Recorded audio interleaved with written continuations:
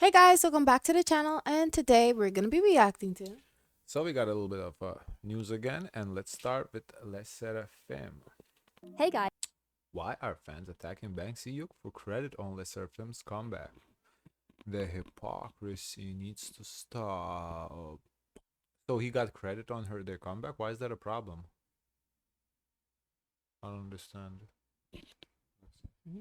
Guys, welcome back. Today we've got some insane news. Once again, haters are coming after Hype. Maybe they feel like Hype is holding them back. But I feel that's him helping to push them forward. Well, okay, helping in his mind, you know. Is he making the right decisions or wrong? We don't know, but he's in his mind. He's thinking he's helping. I don't know. Hyuk. And this time it's for caring about his own group and working on their comeback. Are we really doing this? If I remember correctly, the last time it was New Jeans fans throwing a tantrum because they said Hyuk wasn't giving them enough attention or taking pictures with them. Now people are attacking. Image come to my mind when I think of these two names together? Which names? Hyuk and SSERAFIM. What? Them in California, and they're out shopping, and he was like in the center, like he's the queen bee, and the girls are like on the side. Yeah, like he's a pimp.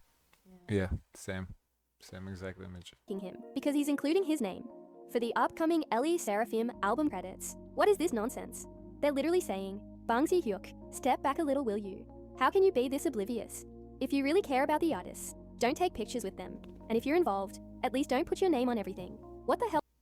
Wait. That's hypocrisy. That's hypocrisy. New Jeans were complaining that no photos. And then now he's taking photos and say, why are you taking photos? Move! That is hypocrisy at its finest. It just kind of shows you can never make people happy, because, well, for one group you don't do that. Oh no, he don't do that. For the group you do that. Why you do that? It's like, hell does that even mean? These people clearly don't think before they speak. Why can't he take pictures with his own group that he created from the ground up? What's wrong with taking credit for the work he's done? Are we really shaming people for putting in hard work and then crediting themselves for it? Because he won't take a photo in New Jeans because he felt like he didn't get to put his foot into that, add his little, sauce and whatever. So that's why he always took a step back and kind of looked at New Jeans like, I don't know this group. They're not for me. They don't come from me. They're my, like, what do you call it? In a marriage, they're not your kids, but by step kids? Yeah, they're step kids. These are his kids. Min Hee-jin's name was all over it, and she has one of the worst reputations in the industry. But did anyone bat an eye? No, everyone praised her for her vision and called her the mastermind behind the success. But as soon as Hyuk does the same thing, working on something he's heavily invested in for his own group and crediting his own name, suddenly he's the villain. Why? He's not trying to take over the company. He's not trying to destroy anyone else's career for power. He hasn't falsely accused anyone or created a hate train for a group. He's never publicly engaged in drama. So why the hell are people still coming for him? And now they're calling him an attention seeker. So now we're supposed to be afraid of putting attention seeker because he put what? That's the dumbest shit. Our name on the work we've done, just to satisfy a bunch of delusional fans who don't know the first thing about real effort or how the industry works. It's unbelievable. Why should someone why they do this? Why? Because they know the name and know the person behind the name. Now, when they don't have the visual of who the person is, they don't really say it. That's the person who worked on it, you know? Yeah, this is crazy. Literally put in the work and time, be ashamed of attaching their name to it. So what if he's proud of what he's accomplished with his own group? Maybe we should stop shaming people for being successful and actually putting in the work. Let me know what you think in the comments. What? The pants and the little skirt over the pants. I think that is so cute. That takes me back to 2000s Y2K vibes. No, don't make no sense. I would wear that exactly. If it's 2000, maybe I should do that now. We got determination. No like, and if but yeah, that video, yeah, people have no right to come at Bang. But anyway, Lisa's album sales make no sense. What happened? So I hope there's another update, because we've been hearing the same stuff. You don't have sales, whatever. Let's see. Alright, we need to talk about Blackpink Lisa's new album, Alter Ego, because something really weird is going on with the sales numbers. First day sales, decent. Second day, 1 single copy. Let's break this down. So, according to Hanteo, Alter Ego sold about 30,400 copies on day 1. Not bad. But considering Lisa's last album, How Lisa, come on two? did They nearly two only one. 700,000 first-week sales, you'd expect much higher. Well, day one includes, I believe, pre-orders. Oh, so So, there was no demand after that pre-orders? I mean, to be fair, I don't even know who buys the albums. You can just stream it. Yeah, and she heavily promoted it to buy it from her platform too as well. We saw it. I don't know. Numbers right. But here's where it gets bizarre. On day 2, the reported sales dropped to literally one album. One. Like, did Lisa herself walk into a store and buy her own album? What is happening? Fans and netizens are understandably confused, and the theories are all over the place. Some people think this is a glitch, or a delay in Hantaeo's reporting. Could be a glitch. Others believe it has to do with bulk orders not being processed yet, since a lot of Lisa's sales come from international fans. Then, there's the distribution issue. Normally, the second day is when offline sales kick in, especially from physical stores. So why is Lisa's album not moving? Did all the stores just forget to stock it? Another big theory, lack of domestic promotion. Some Korean fans are saying they didn't even know Lisa had a comeback until now, which is crazy considering. That's fair because she's going for the West, so I don't think that's unreasonable to assume. She's not Korean, so, and we know that she's not exactly like the most favorite Blackpink member in Korea, so How massive Blackpink I wonder is. what's the Could ranking. this be a case my guess would be she's the last, because she's not Korean. of bad marketing strategy? And let's not See, forget, this is the hair I'm some used fans to think her. the public holiday might have delayed the dark shipments hair. or processing. If that's true, we might see a huge spike in sales soon. But even then, just one copy on day 2. That's still weird. Now let's be real, Lisa's not flopping. If anything, this just shows how messy and unpredictable K-pop album sales can be. Expect the numbers to explode in the next few days, especially once international sales are counted properly. But what do you think is happening here? I don't know if she's not flopping. It's too early to tell. Like, we need to see usually after the first week we get to see numbers for the first week, and that's when we will know if it's a flop or not. It's hasn't been a week yet. It's Wednesday right now, right? So we still have 2 days left. Hello everyone. It seems like everyone is rooting for a flop though. Not rooting. I just to me it kind of felt like a flop though. It's not that I'm rooting for it. I just You felt think like, it's a flop? Why is it a flop? because all the songs are the same. Like the concepts No, of the song. no. When it comes to flop, I'm not thinking like what people's tastes are. I'm thinking like for sales and how successful. No, but if people don't, the flop is in the sense that if it's unrelatable, people don't want to listen to it. It's gonna flop. And to me, it's like who's gonna want to listen to 7 songs back to back to back to about how much money she has? She has right now one song, "Born Again," on billboards. Yeah, no, that's what I'm saying. So we need to wait until the week closes to see how if it's chart. I do think the song with Future will chart. I think that was a good song. So that song is gonna be successful. Aside from that, I was on the Discord. We were comparing numbers. Rosé's and Lisa's album. Rosé's numbers were way better for the first day than Lisa's. So if that says anything, on Spotify, by the way. So this is we're talking about the States mostly. Well, I guess the Western world. But anyway, SSERAFIM's Ash band. KBS controversy explained. Ash. Hello Their everyone, new song. and welcome back to Shiv and K-pop T channel. Today we're diving into some hot news from the K-pop world. SSERAFIM, one of the biggest 4th generation girl groups, is gearing up to release their 5th mini album, Hot, on March 14th. But controversy has already hit, as their song Ash has been deemed unfit for broadcast by KBS. Let's break down why this happened and what it means for the industry. So, what's the deal with Ash? According to reports, I don't think it's gonna matter because SSERAFIM is one of those groups that is also targeting the West, so I think for them it's not a big deal. I think getting banned in the Korea, I think it matters more for like groups that are targeting Korea. I don't think SSERAFIM is one of the groups that are actively like targeting Korea. I think they drop stuff for Korea, of course, but they are trying to make a name here in the States. You know what's interesting to me? What?